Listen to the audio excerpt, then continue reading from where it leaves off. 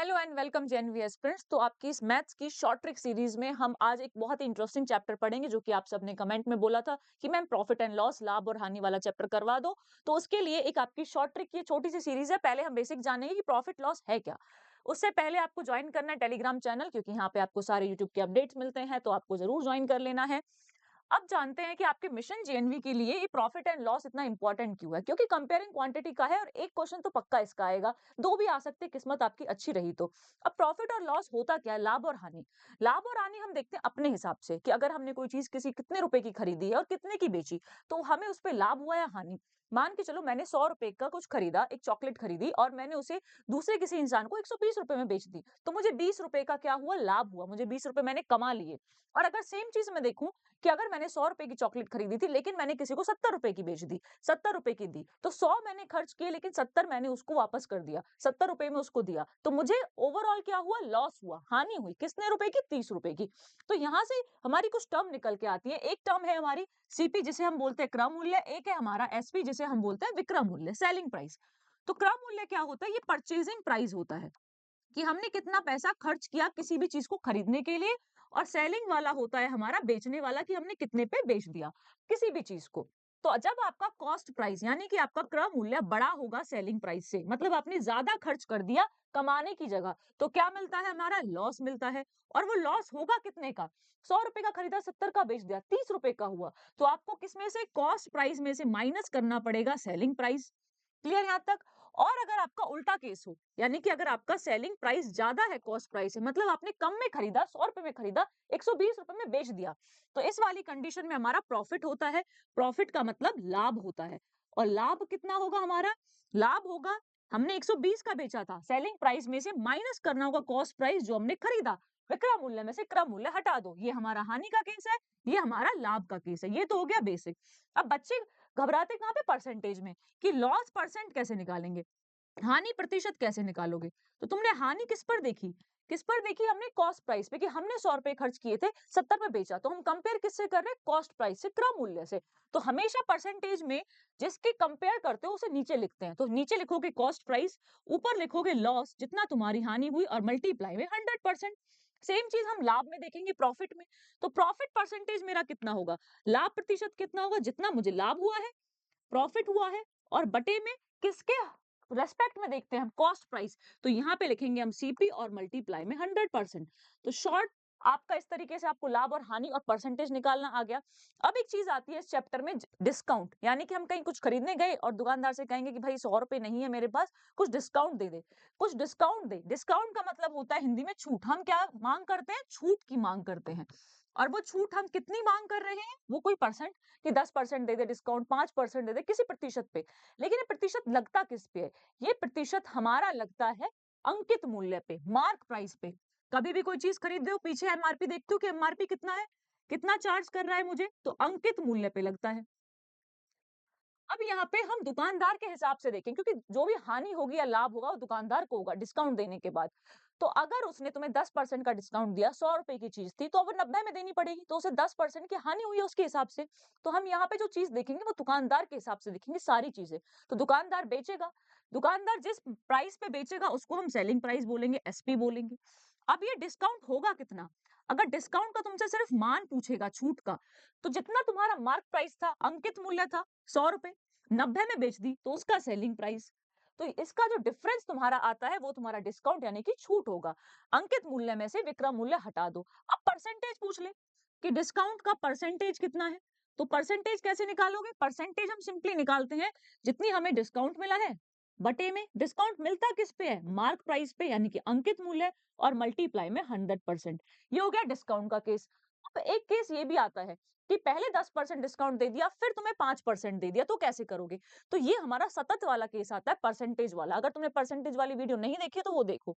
कोई भी चीज अपने आप में 100% होती है, उसमें हम कमी करेंगे। मान के चलो कि पहले उसने हमें डिस्काउंट दिया था A% का, ठीक है, या फिर A% की जगह हम कोई वैल्यू मान लेते हैं कि पहले उसने हमें 100 रुपए की चीज थी, हमने उसे बोला कि थोड़ा डिस्काउंट दो, उसने 10% का डिस्काउंट दिया, तो अब 100 रुपए का तुम्हें 90% पे करना होगा डिस्काउंट के बाद। फिर उसने कहा, तुमने कहा कि यार अभी भी ज्यादा है, मुझे 5% का और डिस्काउंट दो।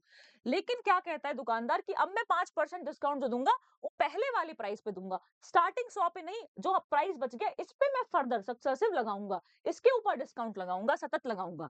तो इसका कितना करना पड़ेगा मुझे? 95% करना पड़ेगा। इस पूरे पे वो 5% डिस्काउंट दे रहा है, तो इस पूरे की वैल्यू 100% होगी और उसमें से 5% हटाएंगे तो 95%।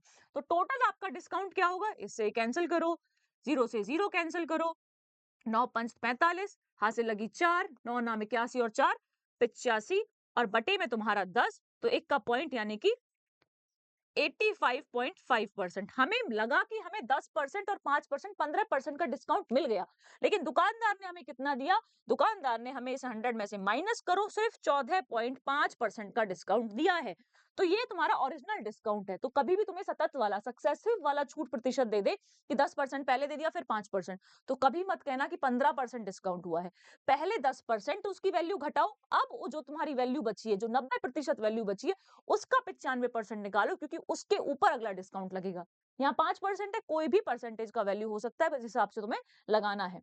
चलिए, तो अभी पीवाईक्यूज देख लेते हैं कैसे आए हैं। 2024 में इसका सवाल आया है, और सवाल क्या आया है? व्हाट परसेंटेज ऑफ प्रॉफिट, कितना प्रतिशत ऑफ प्रॉफिट यानी कि लाभ, be added in the cost price of a commodity, किसी वस्तु के कॉस्ट प्राइस में, so as to gain a profit of 33% after allowing 5% discount to the customer. अब ये तुम्हें लगा यार ये क्या दे दिया, कितना खतरनाक सवाल दे दिया। इतना खतरनाक सवाल नहीं है ये। तुम्हें क्या करना है? कॉस्ट प्राइस जो पूछा है, ठीक है, what percentage of profit should be added in the cost price, तो कॉस्ट प्राइस हमेशा मान लो। क्या मानो? हमेशा सवाल करने के लिए 100 मानना चाहिए हमें। 100 मान लिया हमने, ठीक है। so as to gain a profit of 33%, 33% profit उसे चाहिए, मतलब उसे कितने रुपए में बेचनी है? उसे 133 रुपए में बेचनी है। 33% ऐड करोगे after allowing 5% discount to the customer. तो 5% डिस्काउंट अलाउ करने के बाद, यानी कि अगर 95% की वैल्यू कितनी है उसकी? 133 है, उसने दी है यहाँ पे, तो 100% की क्या होगी? 133 बटे में 95 और गुना में करो तुम अपना 100, क्योंकि 100% की वैल्यू चाहिए मुझे। 100% की वैल्यू चाहिए तो मल्टीप्लाई करेंगे। अब इसे काटा पीटी करो, 5 से काटेंगे, 5 दूनी 10, 0, 5 से काटा, 5 एकम 5, 5 नम 45। अब 19 से देखो क्या ये कटता है हमारा? 13, 133। अगर 19 से कटेगा भी तो 7 बार कटेगा, क्योंकि 7 नाम 63, हाथ से लगी 6, 7 एकम 7 और 6 13, बिल्कुल हमारा 7 टाइम्स कट गया। 7 टाइम कटा यानी कि 7 दूनी 14, 140 रुपए बढ़ाया है हमने। 100 से कितना बढ़ाया है? 140 रुपए। तो आंसर क्या आया? 40%। कितना प्रॉफिट उसे ऐड करना पड़ेगा बच्चे? 40% ऐड करना पड़ेगा, ए ऑप्शन। ठीक है, सवाल हमेशा कॉस्ट प्राइस से स्टार्ट किया करो। जब कॉस्ट प्राइस क्रय मूल्य तुमसे पूछा या दिया गया हो, या कहीं भी क्रय मूल्य अगर यूज हुआ है, तो हमेशा क्रय मूल्य को 100 मान के आगे बढ़ जाओ। ठीक है, एक्चुअल में वो क्या कह रहा है कि 100 रुपए की थी चीज, उस पर वो कितना ऐड करे। जैसे हम करते हैं ना, दुकानदार करते, पहले ही प्राइस बढ़ा देते हैं, फिर 5% कम कर देते हैं, और फिर कहेंगे कि भाई हमने 5% डिस्काउंट दे दिया, लेकिन एक्चुअल में उसने पहले उसकी वैल्यू 100 की जगह 140 कर रखी थी। 5% देने के बाद उसकी वैल्यू 133 हो गई, तो अभी भी उसे 33 रुपए का लाभ हुआ, 33% का लाभ हुआ। तो इस तरीके से इन सवालों को करते हैं। सेकंड पे देखते हैं। सेकंड पे भी इसी तरीके का सवाल है। एक जनवरी दो जेएनवी में 2021 में आया है।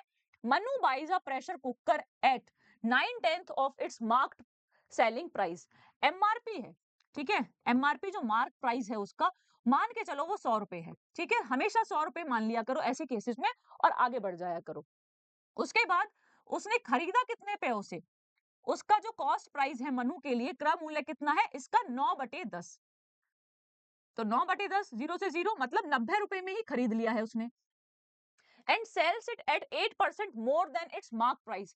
लेकिन वो क्या करता है, जो 100 रुपए उसका बेचा, जो प्राइस है उससे ज्यादा पे बेचता है। सेलिंग प्राइस पे किस पे बेचता है? 8% ज्यादा, यानी कि 108 रुपए का बेचता है।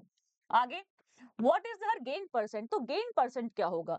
गेन परसेंट का मतलब है प्रॉफिट परसेंट। तो प्रॉफिट परसेंट हम कैसे निकालेंगे? प्रॉफिट अपॉन में हमारा कॉस्ट प्राइस, प्रॉफिट अपॉन में गेन, प्रॉफिट अपॉन में कॉस्ट प्राइस। प्रॉफिट होगा कितना? प्रॉफिट हमारा होता है selling price minus cost price, upon में जो आपका कॉस्ट प्राइस दिया होगा, मल्टीप्लाई 100%। तो सेलिंग प्राइस कितना है? 108, माइनस कॉस्ट प्राइस कितना है उसका? 90 रुपए का उसे पड़ा, अपॉन में है कितना से हमारा कॉस्ट प्राइस एक्चुअल में 90, मल्टीप्लाई में 100%। अब जब तुम्हारा 108 में से 90 जाएगा कितना बचेगा? 18 अपॉन में 90 और मल्टीप्लाई में 100, 0 से 0 कैंसिल, 9 दूनी 18, तो कितना आया? 20%। एक्चुअल में उसे कितना लाभ हुआ है? 20%। क्यों हुआ है? क्योंकि 100 रुपए का खरीदना था, उसने 9-10 पे खरीदा, 90 रुपए का उसे पड़ा, 108 में बेच दिया, उसे 18 रुपए का लाभ हुआ एग्जैक्टली हम देखेंगे तो।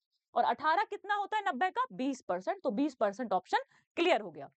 आ गया third question. Sameer purchase a pair of shoes 1344, तो ये है हमारा कॉस्ट प्राइस जो पड़ा है हमें। 1344 रुपए में समीर ने कोई चीज खरीदी है, जूते खरीदे हैं। ओके, इंक्लूडिंग जीएसटी, इसमें जीएसटी लगा। जीएसटी क्या होता है? टैक्स होता है जो कि एमआरपी पे लगता है। तो तुम्हारा मार्क प्राइस है एमआरपी पे, इस पे कुछ परसेंट का जीएसटी लगा है, ठीक है, और तब मिला के तुम्हारी वैल्यू कितनी है? 1344 है।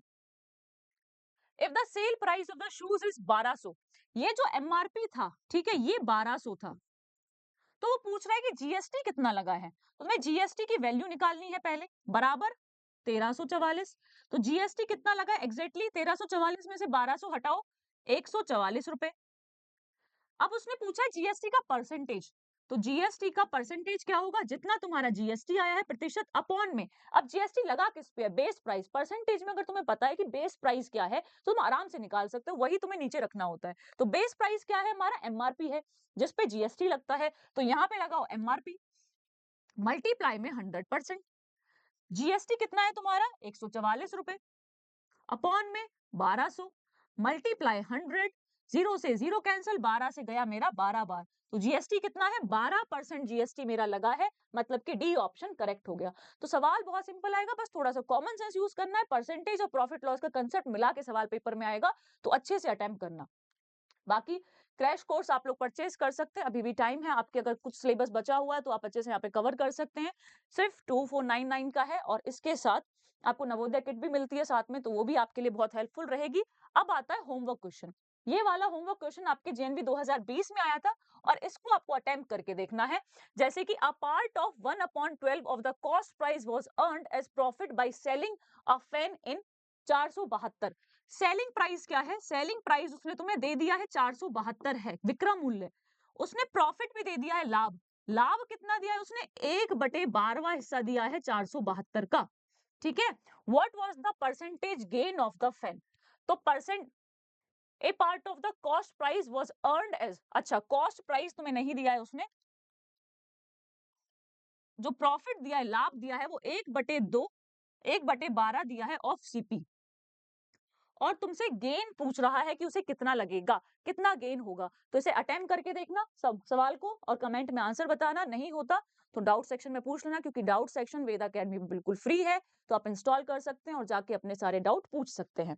इसी के साथ thank you, all the best for exam. और इसके अलावा कोई और टॉपिक है जिसमें तुम्हें डाउट है, या फिर तुम्हें समझ में नहीं आता, या जिसका ऐसा शॉर्ट वीडियो तुम्हें चाहिए जिससे तुम्हारे सारे कंसेप्ट भी क्लियर हो जाएं और पीवाईक्यूज भी प्रैक्टिस हो जाएं, तो उस टॉपिक का नाम कमेंट में जरूर बताना, ठीक है। चलिए बाय बाय।